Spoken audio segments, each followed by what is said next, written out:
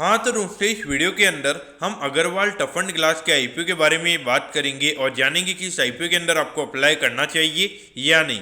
चलिए शुरू करते हैं। तो देखिए सबसे पहले हम ये जानेंगे कि ये कंपनी क्या काम करती है। तो ये जो कंपनी 2009 में ये कंपनी स्टार्ट हुई है, यानी कि ऑलमोस्ट अगर हम बात करेंगे तो 14 से 15 साल ये कंपनी को स्टार्ट हुए हो चुके हैं। तो ये जो कंपनी है ये कंपनी हमें टफ एंड ग्लास की कंपनी में यहाँ पे बनाती हुई नजर आती है। इसमें अगर हम बात करेंगे तो जो हमारे यहाँ पे फ़ोन के अंदर जो यहाँ पे यूज़ किया जाता है जिसको हम टेम्पर्ड ग्लास भी बोलते हैं, तो उन्हें वो भी ये कंपनी में यहाँ पे बनाती हुई नजर आती है। और उसके अलावा अगर हम बात करेंगे तो यहाँ पे जो शावर के जो डोर्स वगैरह होते हैं, फिर रेफ्रिजरेटर की जो ट्रेज वगैरह होती है उसके लिए भी ये कंपनी ग्लास हमें यहाँ पे बनाती हुई नजर आती है। और जो डाइविंग मास्क होता है तो उनके लिए यहाँ पे जो बुलेट प्रूफ जो यहाँ पे ग्लासेस होते हैं वो भी ये कंपनी हमें यहाँ पे बनाती हुई नजर आती है। अगर हम बात करेंगे कंपनी के नंबर ऑफ एम्प्लॉइज के बारे में, तो करंटली 207 एम्प्लॉइज ये कंपनी के अंदर हमें काम करते हुए नजर आते हैं। तो डेफिनेटली देखा जाए तो अभी हार्डली लगभग 40 करोड़ के लगभग ये कंपनी का रेवेन्यू का नंबर है। उसके अगेंस्ट में अगर हम बात करेंगे कहीं ना कहीं ये जो कंपनी का एम्प्लॉय का नंबर है वो हमें यहाँ पे काफ़ी ज़्यादा यहाँ पे नजर आता है। लेकिन जिसमें अगर हम बात करेंगे तो यहाँ पे सबको मिला के यानी कि जो हायर लेवल पे जो एम्प्लॉइज होते हैं उनको मिला के यहाँ पे 207 एम्प्लॉय हमें यहाँ पे ये कंपनी के अंदर हमें काम करते हुए नजर आते हैं।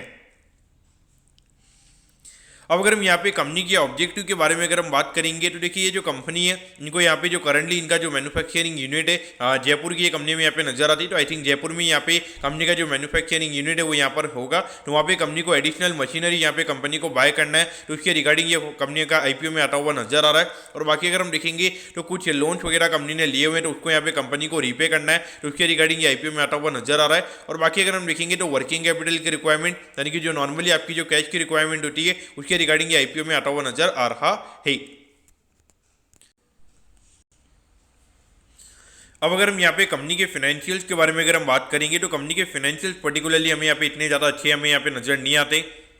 अगर हम 2022 में अगर हम कंपनी के रेवेन्यू के नंबर्स की अगर हम बात करेंगे तो अराउंड 34 करोड़ के लगभग यहाँ पे कंपनी का रेवेन्यू का नंबर था। फिर ये नंबर हमें लगभग 40 करोड़ के लगभग होता हुआ नजर आया था, यानी कि 2023 में थोड़ी हमें यहाँ पे 10 से 12% के लगभग के ग्रोथ के नंबर से हमें यहाँ पे देखने को मिले थे। उसके बाद अगर हम देखेंगे तो जो पिछला जो फाइनेंशियल ईयर हमें यहाँ पे खत्म होता हुआ नजर आया था तो वहाँ पे कोई ज़्यादा हमें ग्रोथ देखने को नहीं मिली, बल्कि अगर हम बात करेंगे तो लगभग 10 लाख से कंपनी के जो रेवेन्यू के नंबर्स हैं वो हमें यहाँ पे कम होते हुए नजर आए हैं। और अभी 6 महीने के अंदर कंपनी के रेवेन्यू के नंबर्स की अगर हम बात करेंगे तो लगभग 23.5 करोड़ के लगभग का रेवेन्यू का नंबर हमें यहाँ पे नजर आता है। तो जिसको अगर हम एनुअलाइज करेंगे तो लगभग 47 करोड़ के लगभग का रेवेन्यू का नंबर हमें यहाँ पे नजर आता है।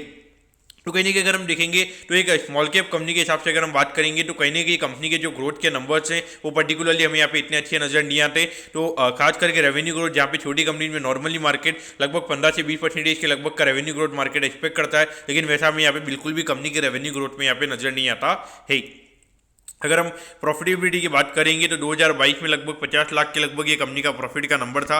फिर ये नंबर में लगभग 96 लाख के लगभग होता हुआ नजर आया था। और अभी रिसेंटली जो फाइनेंशियल ईयर खत्म हुआ है वहाँ पे सीधा लगभग 8 करोड़ 68 लाख के लगभग का प्रॉफिट का नंबर हमें यहाँ पे ये कंपनी का नजर आता है। तो कहीं ना कहीं देखा जाए तो यहाँ पर सीधा क्लियर कट हमें यहाँ पे इंडिकेट हो रहा है कि जहाँ पे कंपनी के रेवेन्यू के नंबर हमें यहाँ पे 10 लाख से कम होते हुए नजर आए हैं, लेकिन अगर हम प्रॉफिटेबिलिटी की बात करेंगे तो 8 टाइम से भी ज़्यादा की प्रॉफिटेबिलिटी ग्रोथ यहाँ पे ये कंपनी ने दिखाई है। तो कहीं ना कहीं देखा जाए तो ये सबसे बड़ा नेगेटिव पॉइंट पर्टिकुलरली हमें यहाँ पे नजर आता है। अब नेगेटिव पॉइंट क्यों, क्योंकि देखिए एकदम से इतनी ज़्यादा अर्निंग यहाँ पे कंपनी की नहीं बढ़ सकती। अगर 40 करोड़ की सेल पे अगर कंपनी सीधा 8 करोड़ के लगभग का प्रॉफिट अगर ये कंपनी कमा रही है, यानी कि कंपनी का ये इंडिकेशन है कि लगभग 20% के लगभग का कंपनी का नेट प्रॉफिट मार्जिन है, क्योंकि यहाँ पे ऐसे बिजनेस के अंदर काफ़ी कम चांसेज है उसके पॉसिबल होने के। क्योंकि अगर हम देखेंगे तो ग्रॉस मार्जिन लगभग यहाँ पे 20-25% के लगभग यहाँ पे कंपनी का होता होगा। और वहाँ पे कंपनी के इतने सारे एम्प्लॉयज वगैरह, फिर वहाँ पे कंपनी की जो ऑफिस वगैरह की जो ऑपरेटिंग कॉस्ट वगैरह थी, तो उसके बाद में लगभग 20% का मार्जिन कमाना कहीं ना कहीं मेरे ख्याल से काफ़ी ज़्यादा मुश्किल है। मुझे कंपनी के नंबर पर बिल्कुल भी यहाँ पे ट्रस्ट नहीं हो रहा है।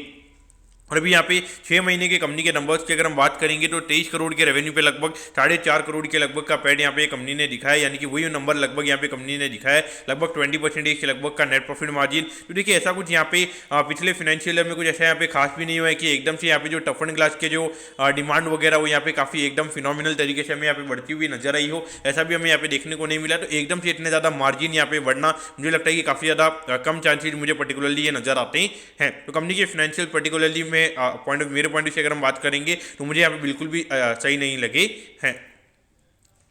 अब अगर हम यहाँ पे कंपनी के आईपीओ के डिटेल्स के बारे में अगर हम बात करेंगे तो देखिए 28 नवंबर को ये आईपीओ में स्टार्ट होता हुआ नजर आएगा और 2 दिसंबर को ये आईपीओ में क्लोज होता हुआ नजर आएगा। अगर हम प्राइस बैंड के बारे में अगर हम बात करेंगे तो 108 रुपये पर शेयर पे ये कंपनी हमें शेयर देती हुई नजर आ रही है और 1200 शेयर का लॉट शेयर हमें यहाँ पे कंपनी का नजर आता है, यानी कि लगभग एक लॉट को अप्लाई करने के लिए 1,30,000 रुपये यहाँ पर आपको लगने वाली हैं।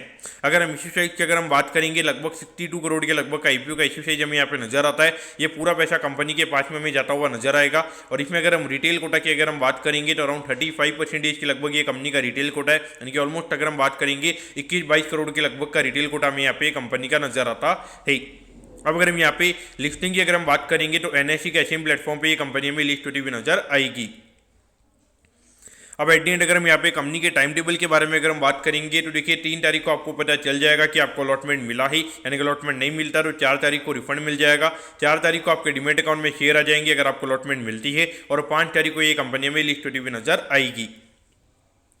अब अगर हम यहाँ पे कंपनी के वैल्यूएशन के पैरामीटर्स की अगर हम बात करेंगे तो देखिए ऑलमोस्ट 190 करोड़ के मार्केट कैप पे कंपनी का आईपीओ में आता हुआ नजर आ रहा है। तो जिस तरीके की यहाँ पे जो कंपनी ने अर्निंग दिखाई है तो वहाँ पे मार्केट को कहने की लगेगा कि अराउंड 21-22 टाइम्स के पी रेशियो पे कंपनी का आईपीओ में आता हुआ नजर आ रहा है। देखिए मेरे हिसाब से देखा जाए भले ही यहाँ पे वैल्यूएशन वाइज हमें काफी सस्ता लगेगा, लेकिन अगर लिस्टिंग के बाद में एकदम से जो कंपनी की प्रॉफिटेबिलिटी इतनी ज्यादा हमें देखने को मिली है, अगर कंपनी एकदम से बोलती है कि यहाँ पे उनका जो प्रॉफिट का नंबर है वो लगभग 1 या 2 करोड़ के लगभग, ये अगर मैक्स 2 करोड़ के लगभग का प्रॉफिट भी अगर ये कंपनी का मान के चलते हैं तो वहाँ पे जो सीधा 21-22 का पी रेशियो में यहाँ पे दिख रहा है वो कहने की सीधा में यहाँ पे 95 टाइम्स के लगभग होता हुआ नजर आएगा। और अभी अगर हम करंटली मार्केट में अगर हम सिचुएशन की अगर हम बात करेंगे तो मार्केट बिल्कुल भी ऐसी मूड में नहीं है कि जहाँ पे मार्केट को थोड़ी सी भी प्रॉफिटेबिलिटी अगर ज़्यादा दिखेगी तो एकदम से वहाँ पे डिमांड हमें क्रिएट होती हुई नजर आएगी स्टॉक की। ऐसा बिल्कुल भी हमें यहाँ पे होता हुआ नजर नहीं आ रहा है। अभी अगर हम देखेंगे जहाँ पर भी अर्निंग कंपनी की काफ़ी सही लग रही है, मार्केट को ऐसा लग रहा है इसकी अर्निंग यहाँ पे आने वाले टाइम पे सस्टेन करेगी, वहीं पे हमें डिमांड देखने को मिल रही है। और जो भी फर्जी कंपनी है वहाँ पे हमें कोई डिमांड देखने को नहीं मिल रही